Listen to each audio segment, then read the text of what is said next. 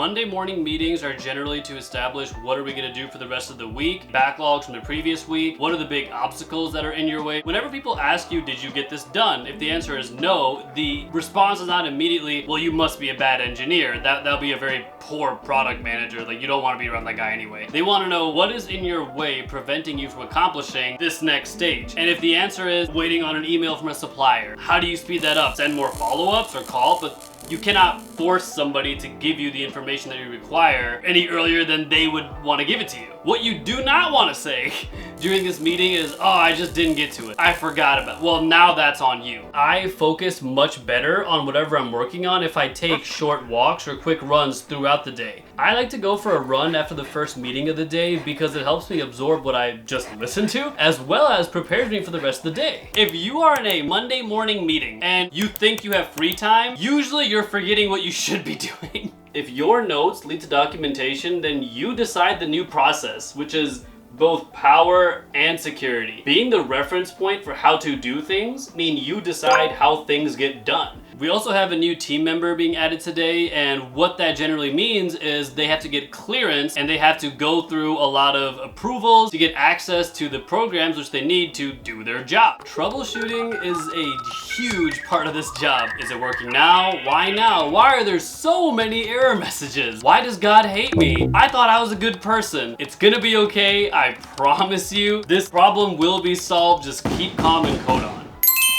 Been a couple of hours since I've been working. I'm gonna heat something up for myself. Seafood Spanish paella from a restaurant this past weekend. Usually during my lunch breaks, I'm just enjoying my meal, watching a movie or TV show. Similar to what I was just working on, that's what we're gonna watch in this movie clip. How can you make it faster? Whether it's a car, a plane, a microprocessor, how do we improve the speed of things? There's no real solution to this because it can always be faster, right? Like what's the perfect battery life?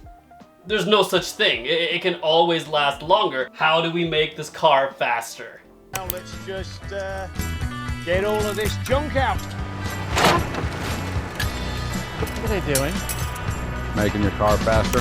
What we just saw was they're actually removing the sensor from the passenger part of the vehicle. What's even more bizarre, it's something that is not even uncommon today. What I was dealing with, the sensor that we had placed in a moving vehicle, we wanted to determine speeds at turns. We didn't zero out the sensor properly. So this is a really weird set of raw data because the sensor believed it was in the actual center of the vehicle. Just like in this case, it wasn't. It was on the passenger side. It always registered as left, it's +5. The question that I want to ask you guys, do you actually adjust all the data points for what you know to be the bias and you can verify that with a video of the moving vehicle? Or do you redo the entire experiment, calibrate the sensor differently? How would you solve this problem? Put your answer in the comments down below and I'll reply with what we actually did as a team to solve this.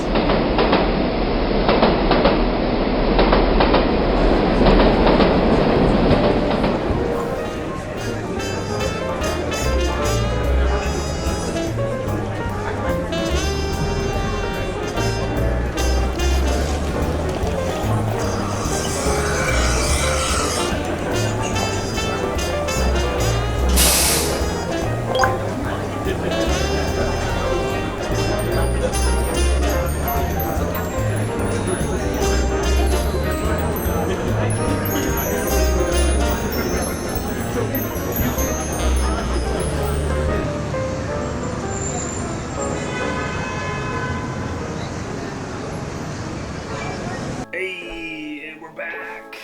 I don't like drinking coffee out of the to-go cups that they sell at the store, so I always just put them in this mug. How cool is that?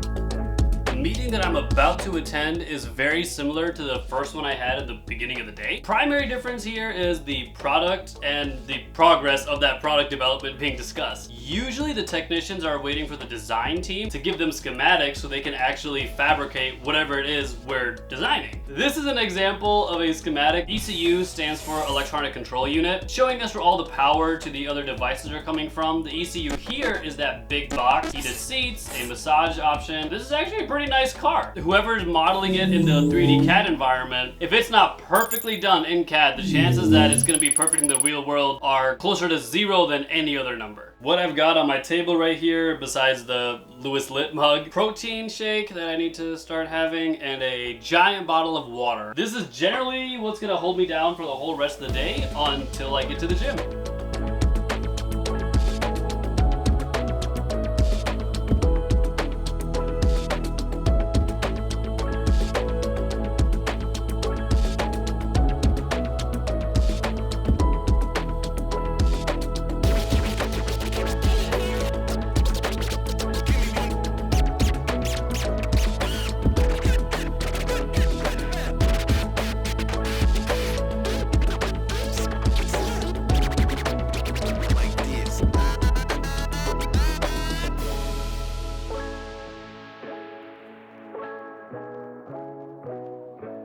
Thank you guys so much for watching. Today was a typical day in my life as a work from home electrical engineer. And if you got some value out of this video, please be sure to give it a thumbs up, comment, do all the good stuff so others can get that equal value as well. Thank you all so much for watching, and I wish you all the best rest of your day.